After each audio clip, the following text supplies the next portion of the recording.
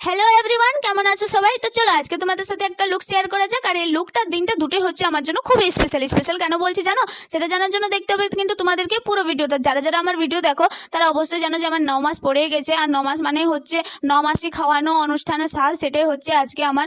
তো ওই জন্য আমি দেখো সকাল সকাল বসে পড়েছি সাজগুজু করতে, স্নান করে তারপরে সাজগুজু করার পর। আর এই দিনটা হচ্ছে না আমার জন্য একাই নয়, প্রত্যেকটা মেয়ের জন্য খুবই স্পেশাল। তাই আমি আশা করছি যে তোমরা আমাকে খুব সাপোর্ট করবে, এই ভিডিওটা খুব ভালোবাসা দিবে আমাকে আর আমার বেবিকে।